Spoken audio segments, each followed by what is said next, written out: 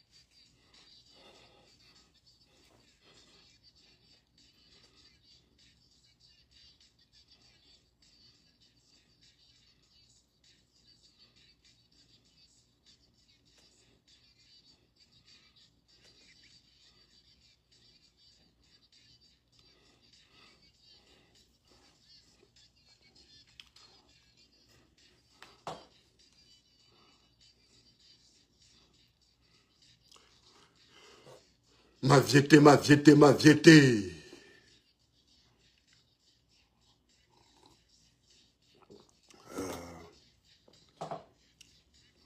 Dine biggie, biggie, biggie.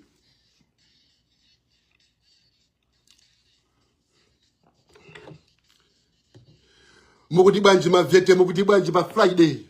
Bachi defla. Bachi defla.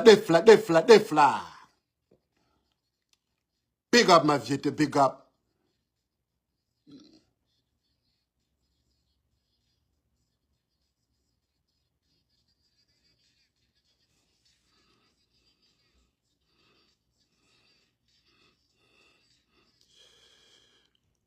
Ma viete, ma viete, ma viete. Ma viete, ma viete, ma viete. Big up, ma viete, big up, big up, big up. Pa Friday, konse koma muli. Ambiri muli kunyumba, machoka kunchito. Koma zonse zabwino nditu. Pumulani, weekend, Friday. Ena uli mmanja, chikapu mmanja, zabwino bwino nditu. Ena muli mageto muzipira la menemo basi. Malido magemu, zabwino bwino nditu. Ena muli ndi akazi anu. Ena muli ndi ana anu. Ena muli ndi amunani. Ena muli mafamizani mukuona TV. Mukuona vi. Ena mukuona live imene yi. Nonse big up, big up, big up, big up. Maviete. Ifeyo, tifali cheze ndi Guntolet. Chifuka nampasa task yokuti ayangane. Ayangane my business. Omwe anthu ochoka ku Johnny angapange. Mundrama zo siyana. Komanso akusakasaka kuti aone kunena kuti nanga mina bolo pana ndrama awo. Ntchito zikhala bwanji. Ndekhala ni choncho. Khala ni choncho nditu timuimbire Guntola mbale wathu tiyankhule naye.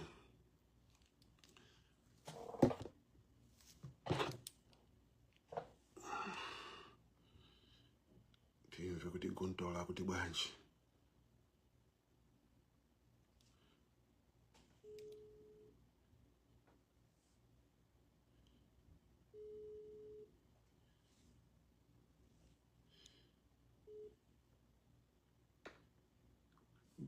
Hello? Hello? Yose boss. Tipange zokuti tukumve apa. Nice one. Zaboko mata. Sure, did I mean, when I would want. Kuno yonse bo. Nice one. Zikuti banje kwene. Kuno paspa ize, kama ndisa chido zijakile muna ndituma kuti kama ndisa icha. Kuti jimbe kuti background. Kuti banje fan kedo munde anthu apa kufika. Tikaenda kedo mu zimbe zikampeka ngati zojeza kuti zatukuya sinditu. Actually even anthu amene komwe airaso kuona ndikuti zinthu zenza serious kana mpaka Maria serious amukabwera kumuzi kumara kati kuona mawasa kumu mavideo akupanga circulate kuona ma audio oneka kuti anthu ena mbali zinamba kupangidwa ma attack ndithu paka umeona pakunyamuka mapasa kubwera kuno ukamba kuyenda muzi kumene kuona ndikuti anthu zikuoneka ndikuti atukiradi ena kuti atazaka 20 asana bwera malai kuno pezeka kuti abwera. So the issue is serious kuti pali something big that is happening kuti ndi mafundo ndithu ona kuti anthu amene amadalidwa aja kuti akujesa mabanja aja anthu amene amathamangisa ma business kumamangati manyumba kuno kumapezeka kuti akulipirana mafizi bakubwera and as we are speaking anthu amene wande kuti alibe chilichonse chimamayira because anthu ena kandiweza kuzilanga ndizosangalala right kuti akumanayi mketo amona ngati simuzabwera munatinyakala amene amanena kuti amakwanisa kuti kukakavuto kuti ana masukulu amajesa ndati mesa ndi amalaya nzathu amenewo amalaya nzathu yetu sima Burundi tanthu oto anthu andakumo anthu amene wawa kubwerako pali ena ona kuti sana konsekere kuti azabweraso angobwera chimanja ndi kuliyena kana kuti mena akubweramo anakwanisa kukhala amakwanisa kusunga ndalama mwina ena makhala ali kantchito kabwino kuposa anthu ena chabe ina alibe kuti anaende kuti anaende zovuta kuliyena kuti abwerani kuyani ndi ndalama konje pabwanji.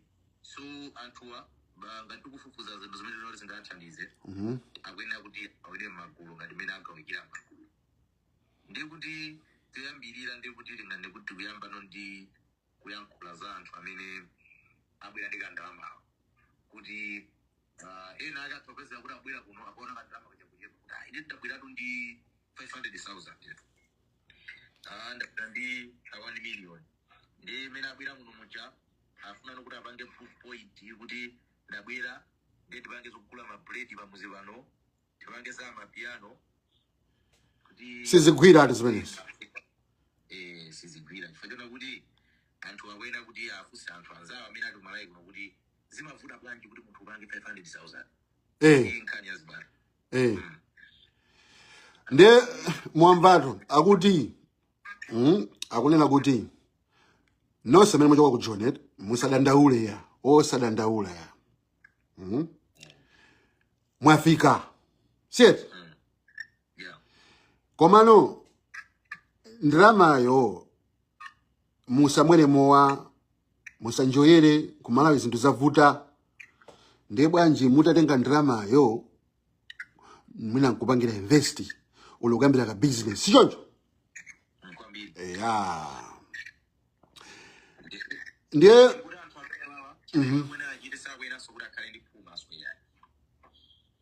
anthu amene tili kuno kufenda amene kwena kuti handizireso kuwapanga guide kumaso kwawo nijire fora anthu anachoka ena kalekale sakuziwa kuti economy kuyenda bwanji sakuziwa kuti background akuyenda bwanji koma tikuchitika mwayi fora anthu amene abwera kunoko sakubwera manja anakolo munthu angobwera pana ndalama koma akubwera ndi skill komanso ndi diso la munthu amene fa munthu ukachokatu ukabwera zinthu umaziona mwina tumazaziona ngati munthu amene anangokhala mmozi momwe ndifake timaona kuti magulunda chakabwera akuchita bwino ndifake timaona kuti mwenye amatha kungobwera upanda masilipasi kuyamba zinthu zake kuchita bwino koma ifeyo tikunena kuti kumalawi nkupanda chani kupanda ndalama so pano ine chomwe ndikuona ngati apapa nchonena kuti anthu atipeze anthu sakuonera live imene yetu makampani anthu amene muli mti makampani nding'ono mukufuna mawero dala mukufuna kaya machani anthu wabwa ndi masikito siyana ndiye anthu amene mwinti mabusiness mwini mabusiness akuluakulu kandi boma tipezeni tipezeni tikupezeni chochita sopona iwe udathamanga background waona kuti wapeza ntchito zotani. Yeah, so as I was saying, kuti taiza mbili likamaka zona kuti anthu ndosauka chifukwa we have to differentiate kuti kumalawi dziko losauka kuyelekeza ndi South Africa. So kapati dziko losauka basically inde simangokhala kuti ndi kusowa kwa ndalama kokha. So anthu amakhala kuti akusowa access to information, akhala ndi access alibe ma connection oyenereka kuti anthu afike pena pake. Komanso alibe ma opportunities amene akuona ngati ma opportunities. So as I'm speaking kuti titenga advantage kuti anthu amene abwera kuchokera kunjaja amene abwera ndi nzeru zina zoona kuti ulomema ndinena apa kuti company mapanga za engineering. Munthu amene amakonza magame moto ku South Africa ndi munthu amene akonza magame moto pale munthu uyo siyana. So kuti tunena kuti uja account dolo kumposa ku Malawi. Koma amene ujai is understanding business in a good perspective. Ona kuti even munthu amene akuminga pamalo there will be a great improvement. And amene akupanga hotela la Malawi kunoko ndimene akapangira hotela ku South Africa izosiyana. So utano zakuti ma opportunities amene afotokoza apawo pali ma opportunities ena ake amene pafunika ndalama, amene pali ma opportunities ena ake oti angofunika ma connection amene kunena. Ndifake you have blessed a very good point to say kuti anthu amene akunena kuti ama company alili ma small businesses kandi aboma ena amanda kuti akuti penezi kuli Malawi ena kumwe kuno alibe ntchito kumalawi kuna ntchito zikwasowa kuti amene wazichokera kuti. And they have to understand kuti even in nyumba munthu amene amamwasowa ni mulendo yetu nyumba yonera kuti sibadidwa nyama mulendo akabwera madawaso kuti kodi nkhuku panali kuchekera kwa nkhuku yetu kuti pamachitika ma consideration yetu mulendo chamabwera ndika mulumuku amati mulumuku okuthwa kada ndichani kada kalumu kwakuthwatu amata kutembenuza game zona ndikuti anthu awa tikwati ngati anthu amene amatiyimirira danthu kuliso takutiyimirira ndithu. So ma opportunities wamene anenera mja kuti alipo angapo, and it's not going to be wise kuti munthu angobwera ku South Africa lero mawa yamba business zosatheka zikhalanso kuti ndiye imene ndi pressure ndiye ma business aja akutengera magawo, and actually anthu ambiri tapanga post clip ija anthu ambiri anayankhulapo kumafotokoza kuti amene ife kuno kuli ma business akuti anthu akamba zinthu zingapo, and actually ma business ambiri ole yaduwapo ona kuti munthu ona kuti andika ndalama 1 million 2 million kwera mpaka kufika kuti munthu ndi mamiliyoni ambiri, even munthu chandi experience they are doable to do chabe kuti akungogawa ndakutengera ndima areas amene alipo komanso kutengera expertise ya munthuyo kutengera kuti munthu chikhuyo yake ndi chotani. So basically pali zinthu zimene tazinena zona kuti we are still doing a research, it will be just too early kumanena kuti tiye tikupanga ndizokuti abali ndi, but I always make my business ideas amene nabanga koma he is very exceptional kuti we want this to be practical kuti munthu amene wabwera ndi ndalama afuna kuti apange zinthu instead of kuti munthu changona kuti pai khatere akubwera ngati you can always try kuti akulaku ngati mukuziwana inu nzanu mabwera kunoko mukuyangana kayi kuti chochita munthu wina ndika 200 300 it will be good kuti munthu apange ma joint ventures yetu kuti kusiyandi kuti unalese akaima kuzungulira town. Aye. What I would suggest is kunena kuti form groups. Tikuuza ni ma business amene alipo ndi capital yake. Komanso tikuchita njani educate business imene kuti muzikhamutani mukudziwa. Because mukabwera ma groups mungatikuika ndrama capital yokuti yochuluka kuti mungati kuyamba chinthu cha nzeru kusiyana kupanga chinthu cha individual ndiye zisezi tikuuza ndi Guntolai kuti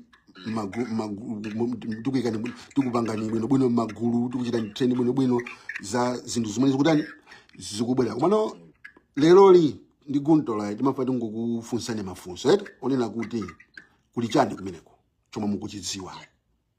See it?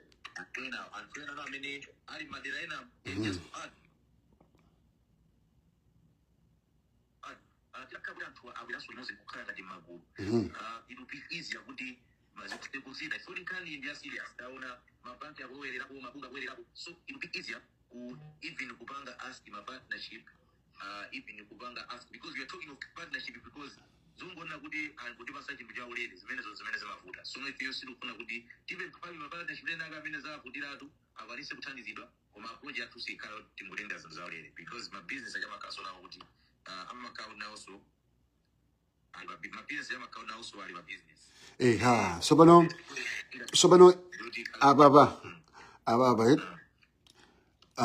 chomwe tikapange nchonena kuti amene alibe ndrama ina iliyonse amene akusakasaka ntchito tayika mu kategori imodzi ya chani ya imeneyoyo awa amene abwera ndi kanganyansi mwina muli monsemo nawonso tayika chaniso mu grupu yawo ena azikasaka ntchito ena azipanga chani business yetu mbale wanga that sounds good so the many of the people are trying to make my suggestions because if we looking for ideas these are the things we do so zinduzina zimene tukuzipanga miss because we cannot ngazi wezo se we are just trying to do the best that we can so kulena amene akutimvesera akuzowa kuti koma ango yakuti mukuoneka sokuli muipange consider mbawanga program imeneyo because what we do we just want to make sure kuti abasa ndogo maso anthu aziwe kuti kuyambiraso sikulakwika oh yes and apopo wapanga lezi mfundo yabwino etu yokuti ndi auzi anthu akuluakulu Malawi sizikulosauka tiyeni tisinthe perception yonena kuti Malawi ndi dziko losauka.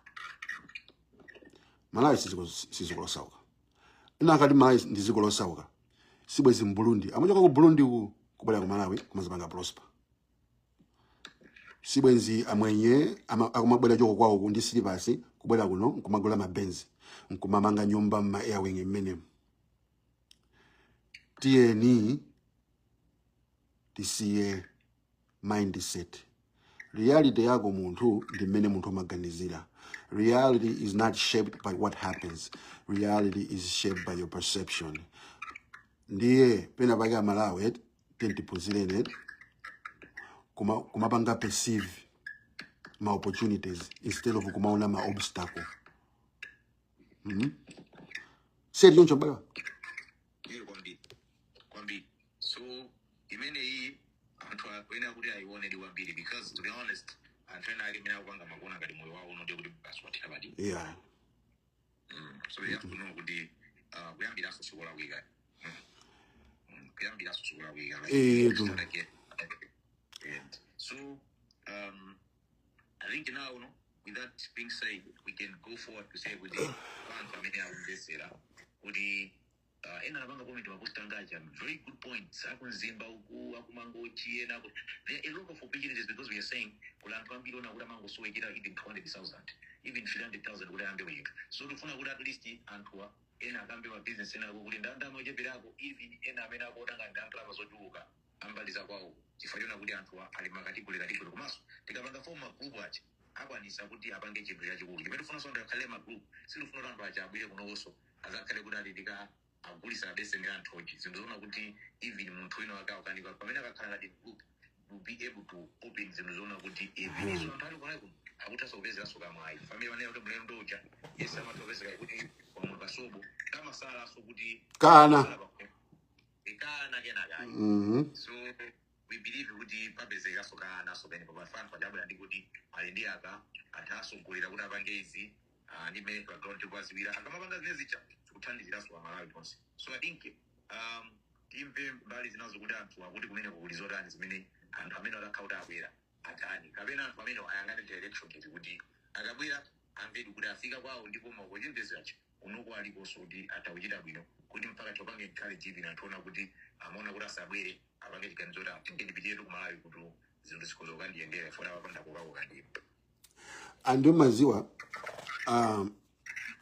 nthawi zine moyo umahangati kuti ukukupanga nkhanza komano zinthu zija zikugwira ubwino wako. Joseph anagulisidwa ngati kapolo ku Egypt, koma anapeza kuti ku Egypt kucha anakhala ndani, anakhala governor. And izinso should also go kwa anthu amene ali ku America kunoko. Akuluakulu kupangidwa deport ku America, see the end of the world. And also amakhala anthu amene tili kunjafe samakhale ndi mentality yomwe kuti kwathu ndikazabwerera ndizakavutika. Ayi, osamakhala ndi mentality imeneyo. Osamakhala ndi mentality imeneyo ya. Yetu mbali wanga. Yeah. So I don't know if the line is open, but you have started saying whatever. What they need to hear from us is we are still. Nimeona ngati kuti lero lye angoyika kaya maujeni ma comment mujeni mu video. Tikamaliza video hii tiziwerenga jani my ideas. And ama business amene ma business tiuze kuti ndi business ndikufuna anthu akuti kuti reach out to me, tipanga reach out tione kuti mukufuna anthu achani tibwere tizauza anthu pakutani pakufunika zakuti.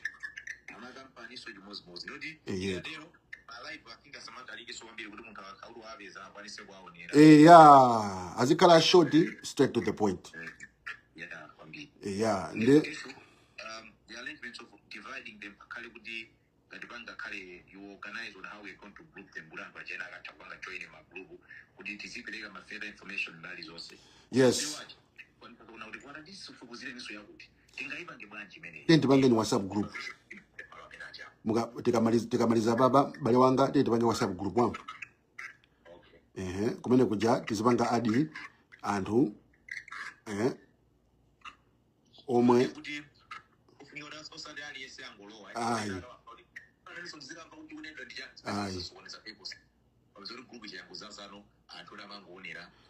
but they are not part of the target group.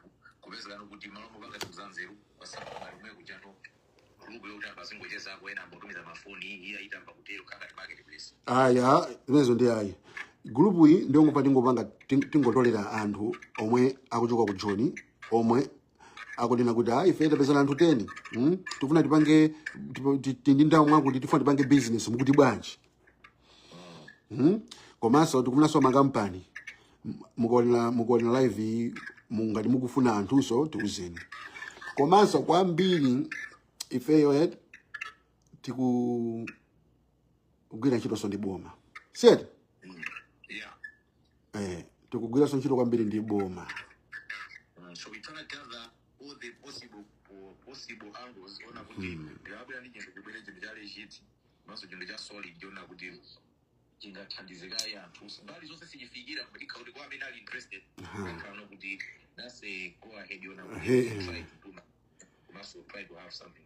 Yeah, yes, because we are looking for investors, eh? Okay, let's make it short.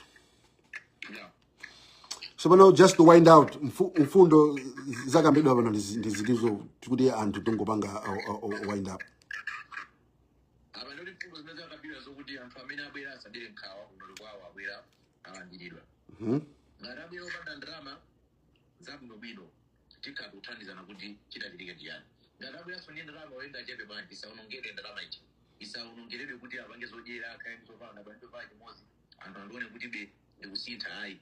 Now, many are is a good evil.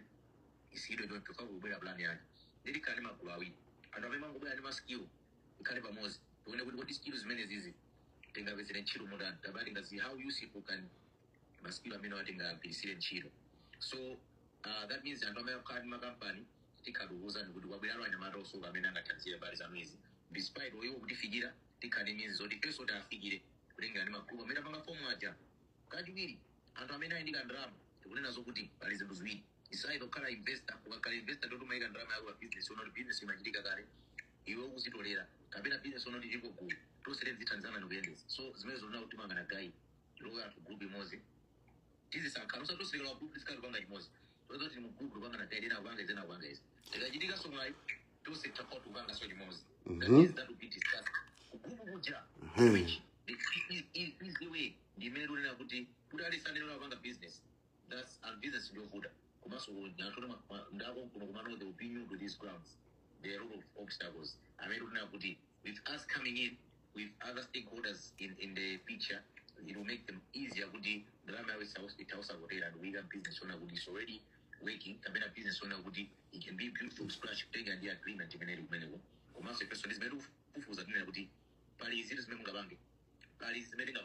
That means so we are actually two sides when it comes to those groups.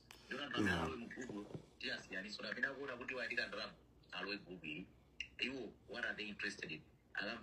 If you want them to do with us, this is they should decide because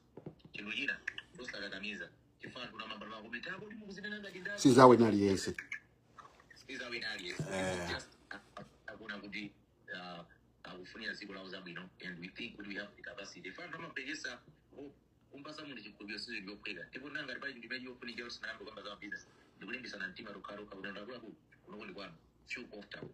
by that's the warm welcoming is very much important. So if we are welcoming them warmly and we are extending our consent to say we are going to take my resources to make sure my connections and nobody should take that lightly because we see us in that focusing on them because I'm a center and we'll be worried west. So my point is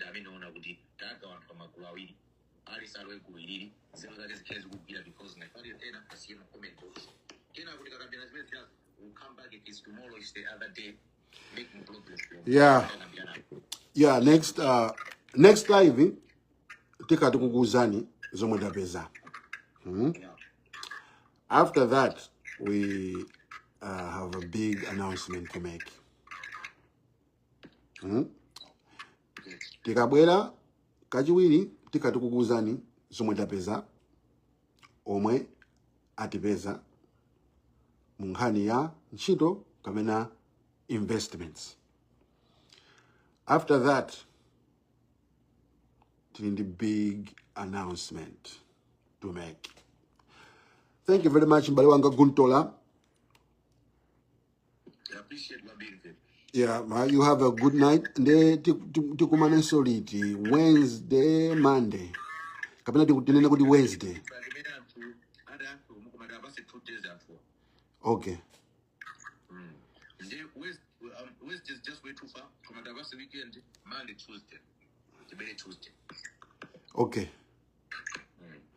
All right. Thank you very much, Guntola. You have a very good evening. Okay. Appreciate it. Thank you. Peace. Sorry. Nimona ngati kuti ndi apaleta sangai tizitha kumumva bwinobwino Guntola. Koma aya wamveka. Ndi panga zotheka kuti ndikaphunzire kameneka ka microphone kameneka. Koma akulu.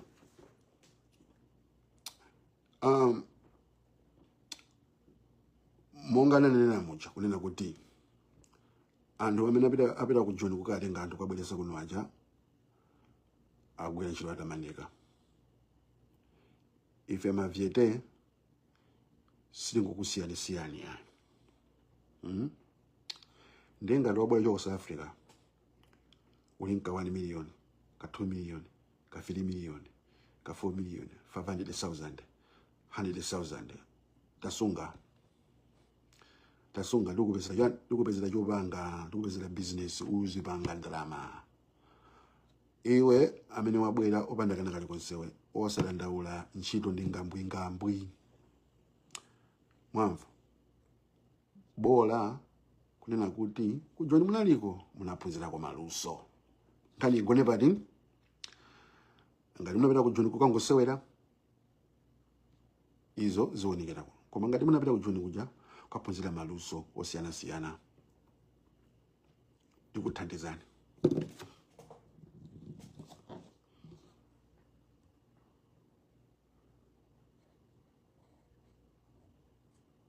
Ndikuthandizani. Mwamba komaso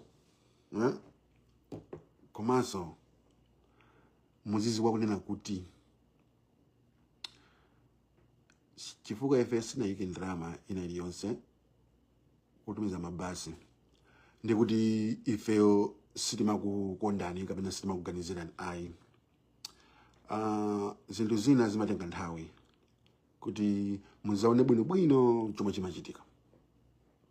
Chomwe chikuchitika papa nchonena kuti ifeyo tili pakalikiliki kufuna kuyuza opportunity imeneyi, because in every crisis there's an opportunity. Aliyense amene amalemera in times of crisis, mu crisis ina iliyonse mumakhala opportunity. Musachitenge chinthu chamasewera. Mmene mabwera ku Malawiko khala ndi serious. Simunabwere kuzanjoya, simunabwere kuzasangalasa anthu, simunabwere kuwaonesa ndi kuti ino ndo ndrama. Muvutika nazo, ndrama zazitha, nde ndrama imaoneka yojepa kukhala nayo. Koma kuti uyipeze ino ndrama ija, mpomo umaona kuti kani munthu ne nali nkena kache. Ndiye 100,000 imaoneka yophweka, koma ndani angakupasa 100,000. Ndenga tuni nka 1 million imene ni ndrama yambiri nditu ku Malawi pakamozi kungoyipeza munthu. Anthu amatha chaka kusunga kuti apeze 1 million. Ndiye be serious.